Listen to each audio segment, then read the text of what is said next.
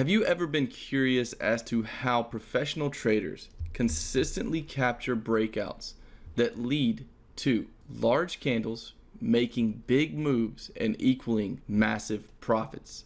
Just like this large candle you see on your screen here on the dollar yen.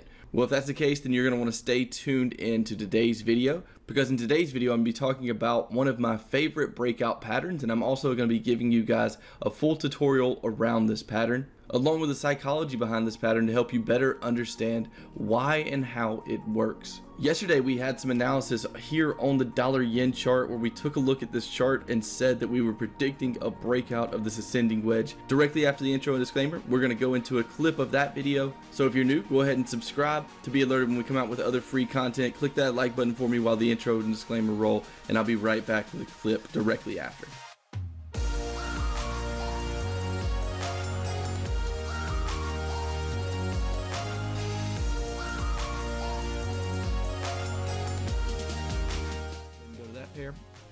Here on the dollar yen, this market putting in a pretty convincing looking wedge pattern here to the high side, looking for this breakout to push us up to around 112, and that's honestly kind of what we're expecting out of this market throughout this week. We may get another slight pullback, then that breakout, and of course there's always the possibility that we could come lower, but when it comes to what we're expecting at this moment is a breakout above this level, and that's what we'll be looking at for this week here on the dollar yen, is waiting again for this possible breakout of our wedge pattern. Next up, we'll take a look at the... Alright traders, so as you can see from that clip, we had a prediction that the dollar yen was going to break out of this ascending wedge pattern and head higher. That's exactly what the dollar yen did. And just to prove to you that we actually trade based around some of the stuff we teach you here on YouTube, I'm going to put up a screenshot either over here or over here, one of the sides of my face. There's going to be a screenshot of an email analysis that we sent out either Monday or Tuesday. We sent out this email analysis warning traders that we were planning on taking a long position here on the dollar yen in expectation for this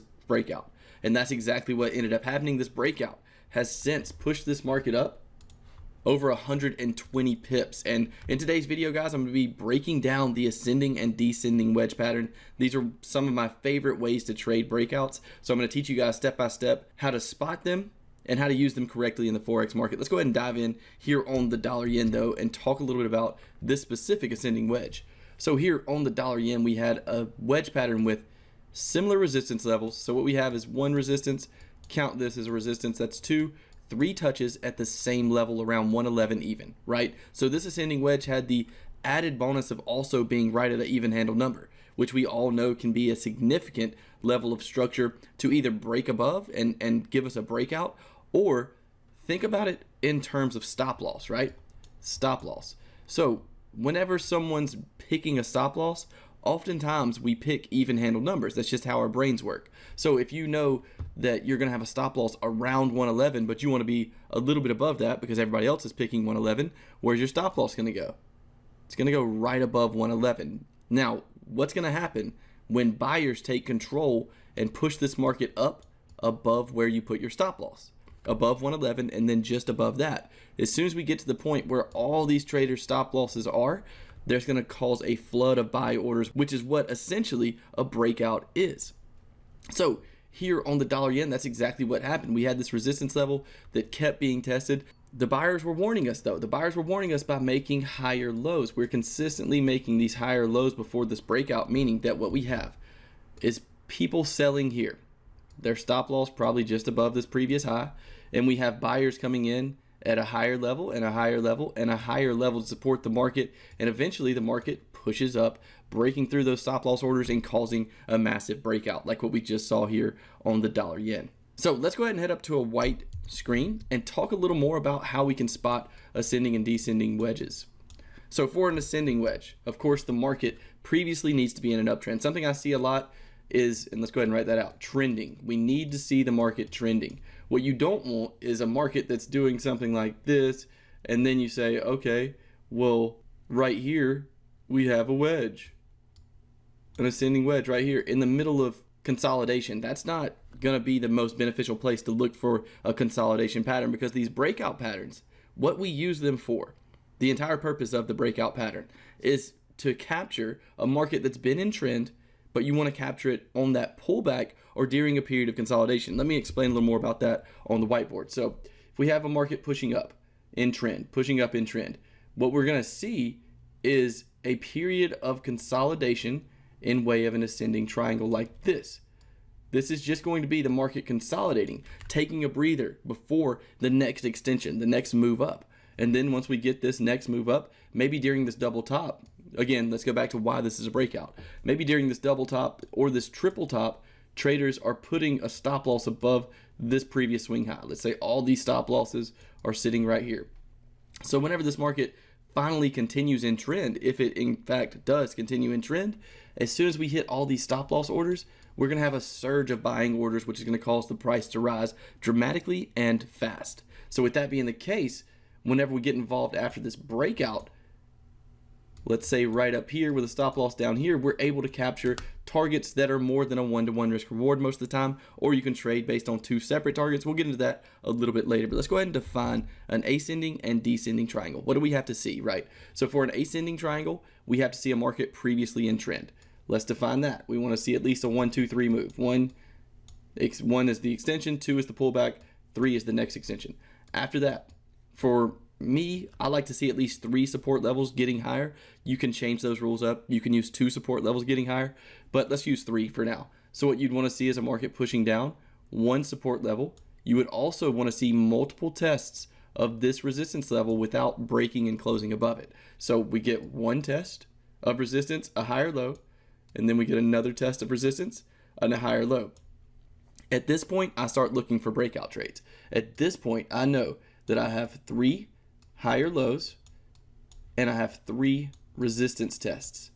With that being the case, I know that I have a pretty high likelihood of this market breaking out, and there's also a chance that it goes lower, guys, but the point of trading is not to know exactly what's going to happen. The entire point of this is to put yourself in a position where you have an advantage, and I know if we break out of this ascending wedge, those stop loss orders I was talking about right here, they're going to get hit, and I'm going to be able to capture more than a 1-to-1 risk reward out of this. So what that means is as long as I'm more than 50% accurate trading these ascending wedge or descending wedge patterns, then I should have an advantage over the market when I do so.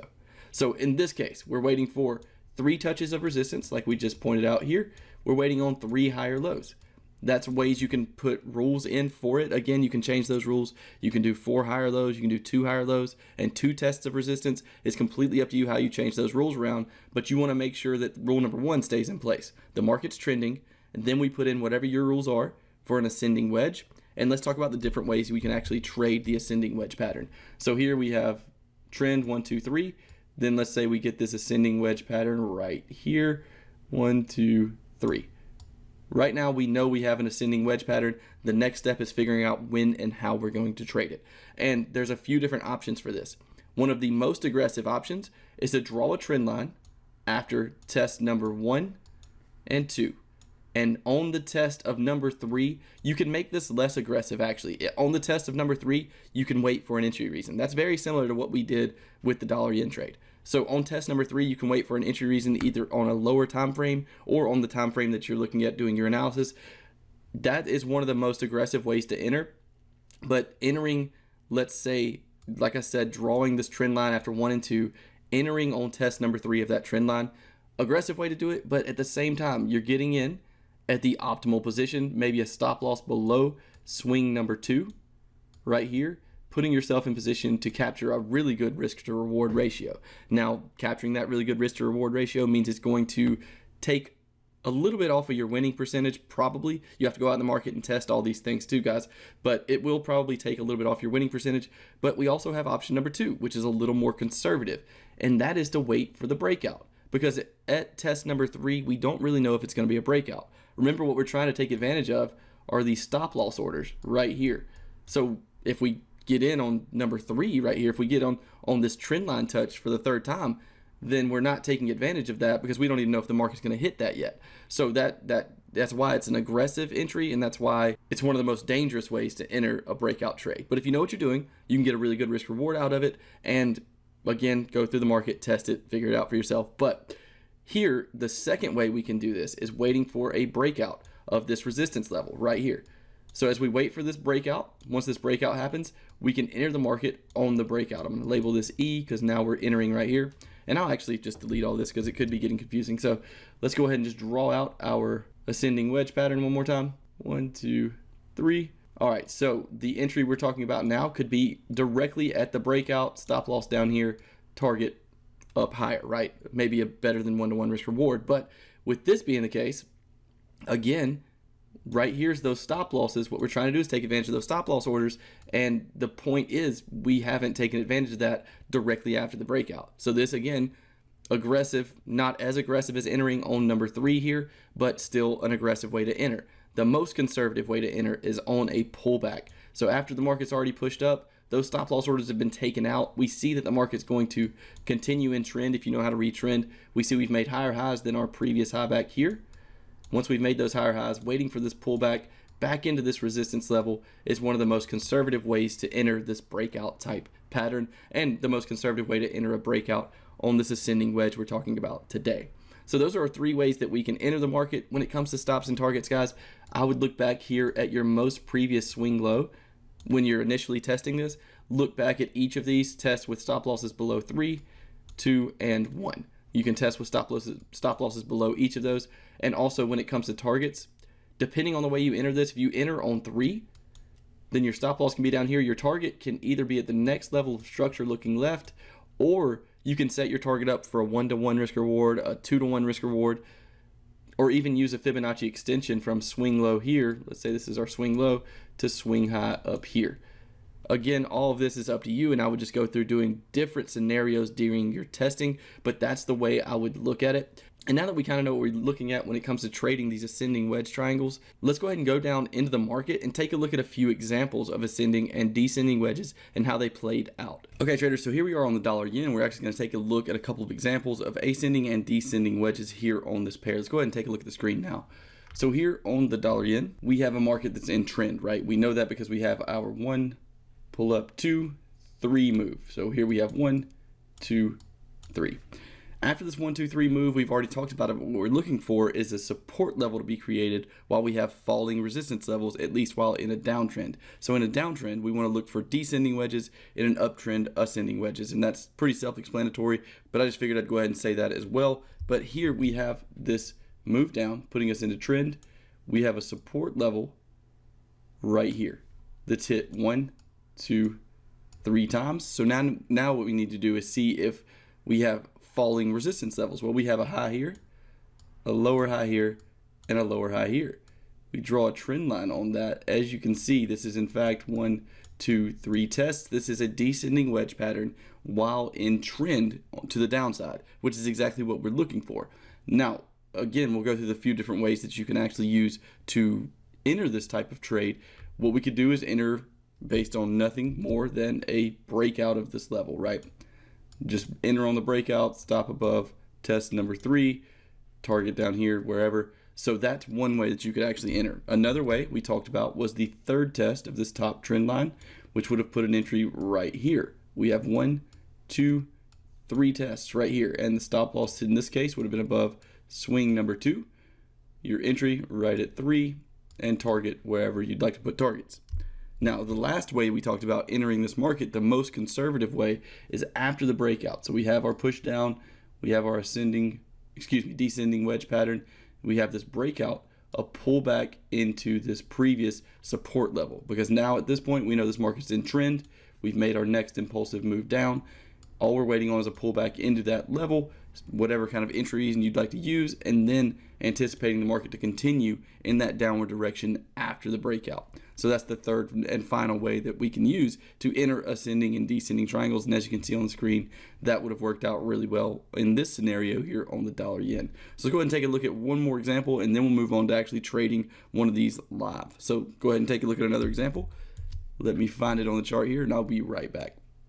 All right, traders, so this one may look pretty familiar. For our second example, we're just going to use the same ascending wedge pattern that we looked at earlier in the video. This pattern obviously was after an uptrend, right? We know that because we have moving up, and moving up. We have our pullback right here too, and that second impulsive move here making 3. Now after that 1, 2, 3 move, what we end up getting is a resistance level right here that was tapped 1, 2, and 3 times used as resistance. We also have this ascending support level, right? Right here, if you were to enter on option number 1, which was the most aggressive option, we would say 1, 2, drawing our trend line. This third test right here would have been the entry, and the market would have pushed up, obviously hitting targets on this specific example.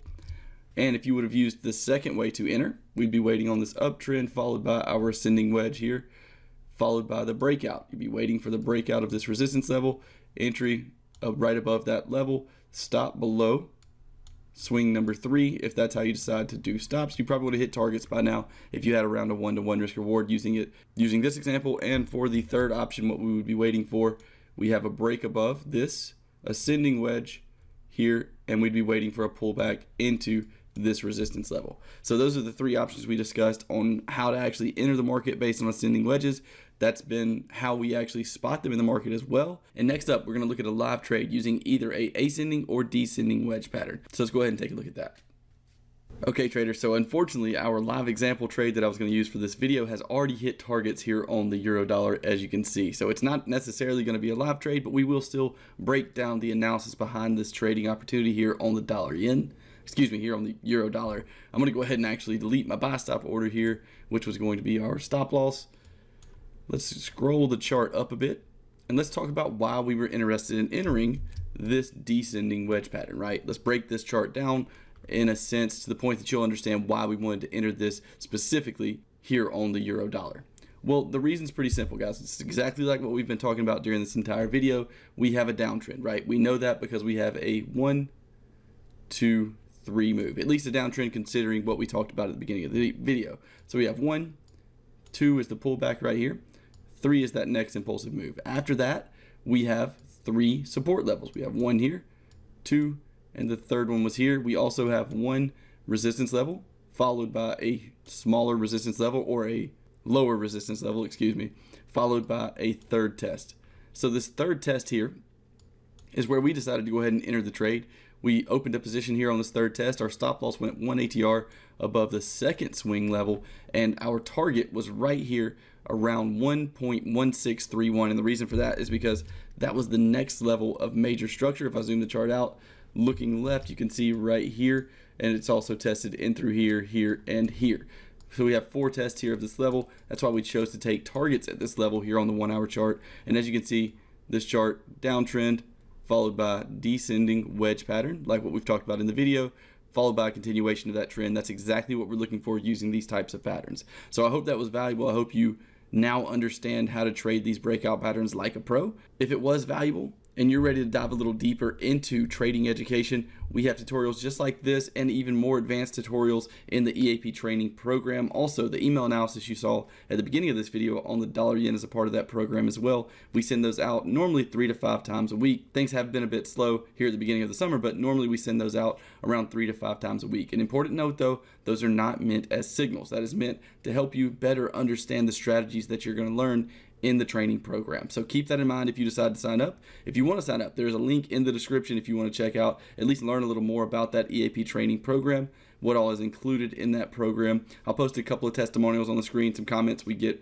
here on YouTube about the program, which we are at this point getting almost every day. And I'll also put a little screenshot of the things that are included in the program in case you're interested. If not, guys, that's okay too. We have plenty of free information here that can help you on your path to becoming a profitable trader. That's the whole purpose of the channel, so make sure you are subscribed so that you're alerted when we come out with more free educational content just like this. Make sure you click that like button before you go. I wish you the best of luck on all your future trades, and I'll talk to you guys in the next one.